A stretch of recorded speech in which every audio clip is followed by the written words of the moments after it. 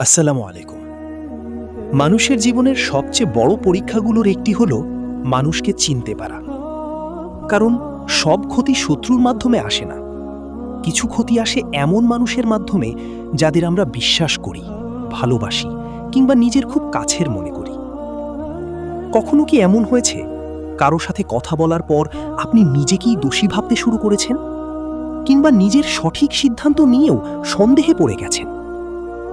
অদ্ভুত ব্যাপার হলো, যারা মানুষের মন নিয়ে খেলা করে তারা সবসময় রাগী বা ভয়ঙ্কর চেহারা নিয়ে আসে না, বরং তারা প্রায়ই ভদ্র, মিষ্টভাষী এবং আকর্ষণীয় ব্যক্তিত্বের আড়ালে লুকিয়ে থাকে। আল্লাহ তাআলা আমাদেরকে শুধু বাহ্যিক চোখ দেননি, দিয়েছেন বুঝার ক্ষমতাও।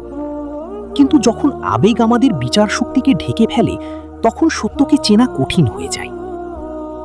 আজ আমরা এমন একটি বিষয় নিয়ে কথা বলবো যা হয়তো আপনার জীবন, সম্পর্ক এবং সিদ্ধান্ত নেওয়ার পদ্ধতি সম্পর্কে নতুনভাবে ভাবতে বাধ্য করবে। কিভাবে ম্যানিপুলেটরদের চিনবেন এবং ম্যানিপুলেট হতে নিজেকে সেভ করবেন? যদি জানতে চান, যদি নিজের সেলফ ডেভেলপমেন্টে আগ্রহী হন, তাহলে সাবস্ক্রাইব করে পাশে রাখুন। এই পুরো বিষয়টা নিয়ে আমরা একটা এপিসোড তৈরি করব, তাই চোখ রাখুন। আল্লাহ হাফেজ।